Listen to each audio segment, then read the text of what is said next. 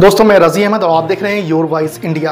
आज हम फिर से लेकर आ गए हैं तमाम देश दुनिया की मुख्य समाचार सिर्फ आपके लिए। चलिए फटाफट खबर शुरू करते हैं। उससे पहले चैनल को अब तक सब्सक्राइब ना किया और फटाफट चैनल सब्सक्राइब कर दे, लाइक कर दे, शेयर कर दे ताकि इसी तरह खबर आप हर रोज देख सके। चलिए शुरू करते हैं आज की पहली बड़ी खबर। पूर्व भारतीय कुश्ती संघ प्रमुख और पूर्व भाजपा सांसद बृजभूषण शरण सिंह के खिलाफ पहलवानों के विरोध में सबसे आगे रहने वाले ओलंपियन पहलवान बजरंग पुनिया और विनेश फोगाट ने शुक्रवार को कांग्रेस में शामिल होकर राजनीतिक पारी की शुरुआत की है। कांग्रेस पार्टी ने विनेश फोगाट को हरियाणा के जुलाना सीट से आगामी विधानसभा चुनाव के लिए अपना उम्मीदवार घोषित किया है। पहलवान बजरंग पुनिया को कांग्रेस में शामिल होते ही उन्हें बड़ी जिम्मेदारी भी मिल गई है। पुनिया को अखिल भारतीय किसान कांग्रेस का कार्यकारी अध्यक्ष बनाया गया है। पार्टी की ओर से इसे लेकर शुक्रवार रात एक लेटर जारी किया गया है। इसमें कहा गया है कि कांग्रेस अध्यक्ष ने बजरंग पुनिया को अखिल भारतीय किसान कांग्रेस का कार्यकारी अध्यक्ष नियुक्त करने के प्रस्ताव को तत्काल प्रभाव से मंजूरी दे दी है। जम्मू कश्मीर के पूर्व मुख्यमंत्री उमर अब्दुल्ला ने अफजल गुरु पर बयान देकर राजनीतिक गलियारों में एक नया विवाद खड़ा कर दिया है। शुक्रवार को ANI से बात करते हुए अब्दुल्ला ने कहा है कि अफजल गुरु की फांसी का उद्देश्य कभी पूरा नहीं हुआ। उन्होंने कहा कि अगर गुरु की फांसी के लिए जम्मू कश्मीर सरकार की मंजूरी की ज़रूरत पड़ती तो हमारी सरकार कभी ये मंजूरी नहीं देती। मणिपुर के बिष्णुपुर जिले में शुक्रवार को संदिग्ध उग्रवादियों ने 2 रॉकेट दागे जिससे एक व्यक्ति की मौत हो गई और 5 अन्य घायल हो गए। पिछले कुछ दिन में हुए हाईटेक हमलों के बाद इम्फाल घाटी क्षेत्र में तनाव फैल गया है। इससे पहले इस सप्ताह की शुरुआत में इम्फाल पश्चिम ज़िले में 2 स्थानों पर ड्रोन का इस्तेमाल कर लोगों पर बम गिराए गए थे। राज्य में पिछले साल मई से जातीय हिंसा में 200 से अधिक लोग मारे गए और हज़ारों लोग बेघर हुए हैं। महाराष्ट्र में मुख्यमंत्री माझी लाडली बहन योजना को लेकर महायुति में दरार पड़ने लगी है। शिवसेना के एक मंत्री ने इस योजना के विज्ञापनों से मुख्यमंत्री का चेहरा हटाने को लेकर अजित पवार गुट पर नाराजगी जताई है। इसके बाद उप मुख्यमंत्री देवेंद्र फडणवीस ने इसके प्रचार को लेकर SOP का प्रस्ताव रख दिया है। आपको बता दें कि इस योजना का क्रेडिट लेने के लिए महायुति के अंदर ही होड़ दिखाई दे रही है। भाजपा के पूर्व सांसद बृजभूषण शरण सिंह ने हमलावर रुख अपना लिया है। कुश्ती संघ के पूर्व प्रमुख ने विनेश फोगाट पर खेलों में भाग लेने के लिए धोखाधड़ी करने का आरोप लगाया है। उन्होंने दावा किया है कि फोगाट पदक इसलिए नहीं जीत सकी क्योंकि भगवान ने उन्हें दंडित किया है। आपको बता दें कि बृजभूषण सिंह के खिलाफ फोगाट ने यौन उत्पीड़न के आरोप लगाए थे। केंद्रीय गृह मंत्री अमित शाह ने शनिवार को जम्मू कश्मीर में बीजेपी का चुनावी बिगुल फूंक दिया है। जम्मू में एक रैली को संबोधित करते हुए अमित शाह ने विधानसभा चुनाव के बाद जम्मू कश्मीर को राज्य का दर्जा देने का आश्वासन दिया है।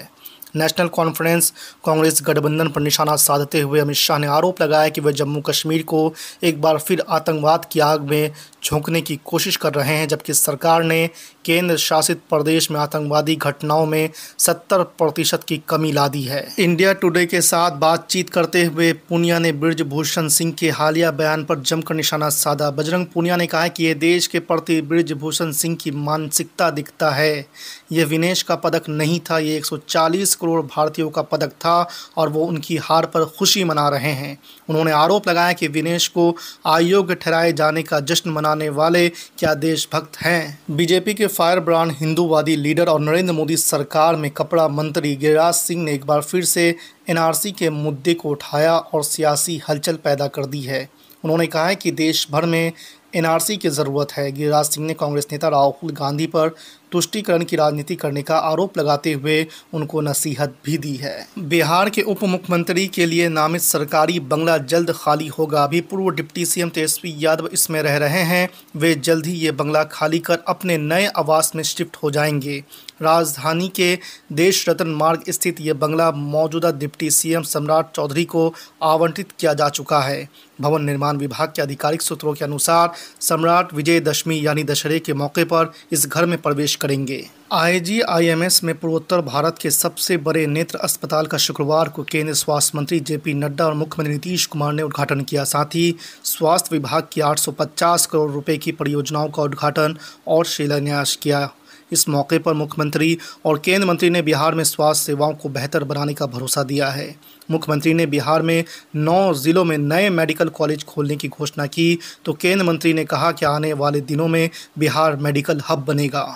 यूट्यूबर एल्विश यादव आखिरकार गुरुवार को ईडी के अफसरों का सामना करने पहुंच ही गए। मनी लॉन्ड्रिंग में फंसे एल्विश यादव से ईडी के दफ्तर में 8 घंटे तक पूछताछ की गई। रेव पार्टियां आयोजित करने में ली गई फीस व अब तक बनाई गई संपत्ति के बारे में कई सवाल किए गए। एल्विश यादव ने कई सवालों का जवाब नहीं दिया, वहीं कई सवालों के जवाब से ईडी के अफसर संतुष्ट नहीं हुए। पूछताछ के बाद दफ्तर से बाहर निकलते समय एल्विश यादव ने मीडिया के सवालों से बचते हुए चले गए। उत्तर प्रदेश की योगी सरकार में मंत्री कपिल देव अग्रवाल के खिलाफ मुजफ्फरनगर की एमपी एमएलए विशेष अदालत ने गैर जमानती वारंट जारी कर दिया है। कपिल देव अग्रवाल पर आचार संहिता उल्लंघन समेत अन्य धाराओं में केस चल रहा है। आपको बता दें कि कपिल देव अग्रवाल योगी सरकार में कौशल विकास राज्य मंत्री हैं। पूर्व केंद्र मंत्री और लोकसभा सांसद नारायण राणे के बेटे और विवादास्पद भाजपा विधायक नितेश राणे की मुश्किलें कम होने का नाम नहीं ले रही है। भड़काऊ भाषण के आरोप में उनके खिलाफ एक और मुकदमा दर्ज हुआ है। 1 सितंबर को अहमदनगर में राणे पर एक समुदाय विशेष की धार्मिक भावनाओं को आहत करने का आरोप है।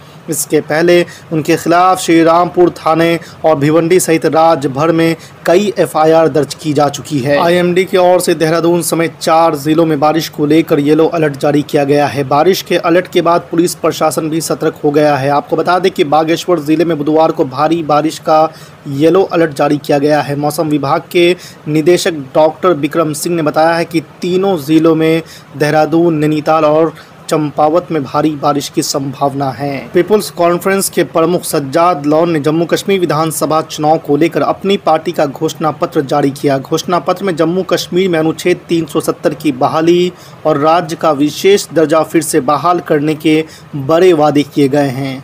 लॉन ने स्पष्ट किया है कि उनकी पार्टी विधानसभा में किसी भी प्रस्ताव का समर्थन करेगी जो अनुच्छेद 370 को बहाल करने के लिए लाया जाएगा। पश्चिम बंगाल के राज्यपाल सीवी आनंद बोस ने कोलकाता के सरकारी आरजेकर मेडिकल कॉलेज एंड हॉस्पिटल में पिछले महीने एक ट्रेनी लेडी डॉक्टर के साथ कथित दुष्कर्म और हत्या के बाद जारी विरोध प्रदर्शनों से निपटने के तरीकों को लेकर ममता सरकार की फिर आलोचना की है। गुरुवार को गवर्नर बोस ने कहा है कि राज्य में कानून तो है लेकिन उसका सही तरीके से पालन नहीं हो रहा है। उन्होंने ये भी आरोप लगाया कि पुलिस का एक हिस्सा अपराधी और राजनीतिक हो गया है। वंदे भारत ट्रेन की कामयाबी के बाद अब भारतीय रेलवे वंदे भारत स्लीपर को लाने की तैयारी में है। वंदे भारत स्लीपर का इंतजार कर रहे लोगों को रेलवे ने अब एक और खुशखबरी दी है। दरअसल वंदे भारत के कोच का निर्माण करने वाली कंपनी रेल विकास निगम लिमिटेड ने महाराष्ट्र के मराठवाड़ा में एक नई रेल कोच फैक्ट्री शुरू की है। यूपी के सुल्तानपुर में सराफा के यहाँ हुई लूट और उसके बाद अपराधियों की धरपकड़ के बीच गुरुवार को एक आरोपी मंगेश यादव का एनकाउंटर में ढेर करने की खबर आते ही यूपी की राजनीति गर्मा गई है। समाजवादी पार्टी के प्रमुख अखिलेश यादव ने एनकाउंटर पर सवाल उठाते हुए आरोप लगाया कि जाति देखकर जान ली गई है। अखिलेश यादव को ओपी राजभर समेत कई नेताओं ने जवाब भी दिया है। इसके बीच गुरुवार की शाम अखिलेश यादव ने इस एनकाउंटर को लेकर बहुत बड़ा आरोप लगाया है। अखिलेश यादव ने कहा है कि एनकाउंटर के नाम पर 2 दिन पहले मंगेश को पकड़ा गया, फिर शरीर में बंदूक सटाकर गोली मार दी गई। अखिलेश यादव ने यहां तक कहा है कि मेडिकल रिपोर्ट बदलवाने का दबाव भी डाला जा रहा है। अखिलेश यादव ने सुप्रीम कोर्ट से इस मामले पर तत्काल संज्ञान लेने की अपील भी की है। बिहार के जहानाबाद के राष्ट्रीय जनता दल के सांसद सुरेंद्र यादव ने जन स्वराज के सूत्रधार प्रशांत किशोर पर बड़ा हमला बोला है। उन्होंने प्रशांत किशोर को भारतीय जनता पार्टी का दलाल बताया है। सांसद ने कहा है कि सब लोग उन्हें बीजेपी की बी टीम कह रहे हैं। वे बिहार में लालू और तेजस्वी यादव की पार्टी की ताकत को कम करने के लिए आए हैं। वो थका और हारा हुआ इंसान है। झारखंड के मुख्यमंत्री हेमंत सोरेन ने बुधवार को आरोप लगाया है कि कोरोना महामारी के दौरान लगाई गई खराब कोविड-19 वैक्सीन के कारण लोग अब भी मर रहे हैं। उन्होंने दावा किया है कि वैसे तो एक विशेष वैक्सीन को दुनिया भर में प्रतिबंधित कर दिया गया था, फिर भी भारत में उसकी आपूर्ति की जा रही थी और वो जनता को लगाई जा रही थी। सोरेन की टिप्पणी हाल ही में राज्य में आबकारी कांस्टेबल भर्ती के लिए शारीरिक परीक्षण के दौरान 12 अभ्यर्थियों की हुई मौतों के बाद आई है। इन मौतों के बाद सोमवार को सरकार ने इस मौजूदा नौकरी अभियान को 3 दिनों के लिए रोक दिया है। बॉलीवुड